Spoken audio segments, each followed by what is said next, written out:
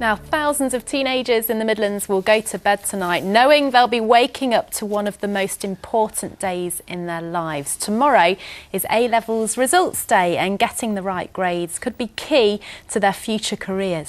The exam watchdog Ofqual has warned this year's results could be particularly volatile because of changes to the system. But universities will be able to offer 30,000 more places than last year. Our education correspondent Peter Byrne looks ahead to the big day. The waiting is nearly over. Anxiety levels are just beginning to peak. This year's A-level students have had it tough. For the first time, they couldn't sit exams in January. There was just one crack at it in the summer. For these teenagers from Newcastle-under-Lyme College in Staffordshire, the pressure's on. Doing it incrementally would have been slightly easier, just because obviously it's a large subject content. You know, you've got a lot to learn. You've got a lot to pack in, obviously, you know, in your study leave. I hope to do well enough to go to Kew University, but if I get any more, then that would be a bonus. Becky Martin from Stoke-on-Trent has had to juggle her A-level studies with top-level sport. She's in the British archery team and has her sights set on the 2016 Olympics in Rio. I had a lot of time off at the beginning of the year. I had about 3 weeks off college, so I missed like a massive chunk of the course right at the beginning. So that was obviously really difficult to catch up from. But I think they went well in the end, and I did the best that I could. There's been a lot of talk about how the changes to the exam system could affect tomorrow's results. Some are predicting fewer top grades and greater variations between schools. So will more students miss out on a university place? Not necessarily. This year, universities have got more places to allocate than they have had in previous years. So it's likely that they will be making more offers, not less, which is good news for applicants.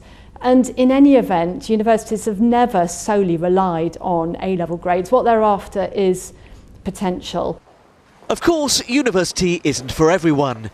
Many students will choose an apprenticeship or, like Daniel Thomas, make a go of it in business. He turned down a university place to sell hot tubs and now turns over £1 million a year. It's certainly an honourable thing to go to university, but the reality is not everyone can do it. And the reality is we're at a time, especially in the UK, where entrepreneurs are needed. So if you've got a cracking idea and you think it's got some potential, give it a go, I'd say. All is quiet now, but tomorrow this hall and schools right across the Midlands will be buzzing with students picking up their results. Based on those results, they'll be making career choices which could affect them for the rest of their lives. I think they need to get their results first of all, and then breathe in deeply if they're not as good as they expected, not go into a panic, go into school or to the college and talk to a careers advisor, talk to their teachers, make sure that they get the proper advice that they need on what the routes are that are available. Just one more sleepless night to go, and hopefully it will all come good tomorrow. Peter Byrne, ITV News, Newcastle-under-Lyme. Oh, well, tomorrow we'll be there as those envelopes are opened across the Midlands. And good or bad news, there'll be plenty of advice on our website then too, itv.com/central.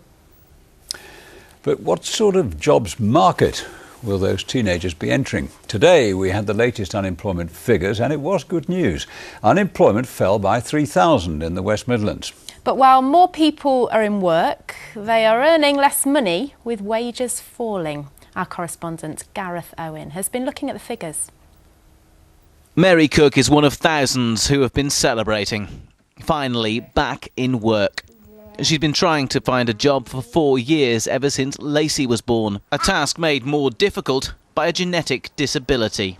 It's got worse over the years. I've had more issues with my mobility and I've just been having trouble finding a job that I could physically do. You know, I filled out a lot of application forms. I always declared that I did have a disability when I filled out the forms. And what was it? Was it the disability? Was it the fact that you're a mother? What was the problem, do you think? I think it's a combination of the two things, and whether some employers will admit it or not, they're more than likely to hire someone who is neither disabled nor a mother. But next month, she starts in an admin job at her local housing association. Well, I've got a family and it would just be nice to have another wage coming into my house, and my husband works full time. You know, Lacey's back at school now, so I have the opportunity to be able to go out and to give something back, and it's going to be nice. Just working again, feeling useful again. Across the West Midlands region, unemployment has fallen by 3,000, leaving 210,000 people still out of work. That's an unemployment rate of 7.7%, better than it has been since before the financial crisis. And in this Birmingham Job Centre today, staff said things would continue to get better. We've got the New Street development, where we're going to get a flagship John Lewis development that's going to create hundreds of jobs. We've got the expansion of the airport, again, that's going to create 2,500 to 3,000 new jobs and great opportunities for local people, for local jobs. Really great news. But it's not just the unemployment figures that are out today. We're also getting information about the average wage, and that is in effect going down. It's not keeping up with inflation, so it's a mixed picture. More people are in work, but the jobs aren't as well paid, and some people say that is bad for the economy as well. So the cost of living crisis has just got significantly worse. Average families now over £1,600 a year worse off. And that's what people are feeling. They're not getting better off, they're getting worse off. The most important thing is that it shows the British economy is back on track. The long-term economic plan is working, it's not over yet. We've seen the biggest fall in overall unemployment for 25 years and the biggest fall, which is really important, in youth unemployment for some 30 years. It's clear the unemployment figures are good news, but we've still some way to go before the good times are back for the British economy.